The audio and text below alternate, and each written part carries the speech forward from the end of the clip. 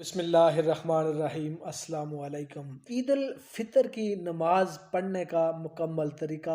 ईद की नमाज वाजिब है और ये 2 रकात होती है। इसमें सबसे पहले नियत की जाती है और इसमें हम नियत इस तरीके से करते हैं, नियत करता हूँ मैं इस नमाज की पढ़ना खास वास्ते अल्लाह ताला के। 2 रकात नमाज ईद उल फितर वाजिब 7 ज़ायद 6 तकबीरात के पीछे इमाम साहब के मुंह मेरा तरफ खाना काबा शरीफ के अल्लाह अकबर आपने कहना है। और जब इमाम अल्लाह अकबर कहकर कानों को हाथ लगाएगा तो फिर आपने भी इस तरह अल्लाह अकबर कानों को आपने हाथ लगाना है। उसके बाद हाथ बांध लेने हैं। इमाम साहब भी हाथ बांधेंगे और मुक्तदी भी हाथ बांधेंगे और उसके बाद सना पढ़ी जाएगी। जब इमाम साहब सना मुकम्मल कर लेंगे तो उसके बाद अल्लाह अकबर जब इमाम साहब कहेंगे तो आपने हाथ कानों तक उठाने हैं और छोड़ देने हैं, बांधने नहीं। फिर दोबारा इसी तरह इमाम साहब अल्लाह अकबर कहेंगे तो फिर आपने अपने हाथों को कानों तक उठाना है।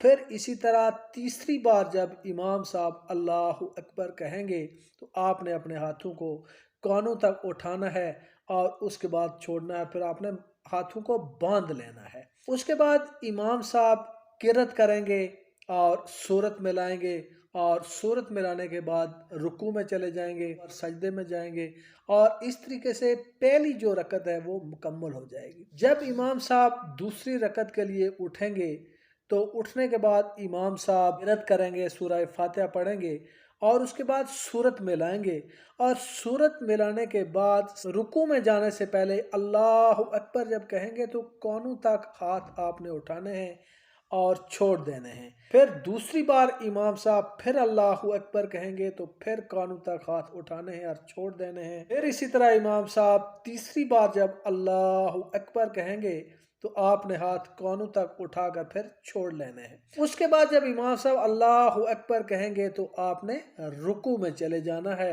और फिर उसके बाद सजदा और फिर बाकी नमाज उसी तरीके से पढ़नी है।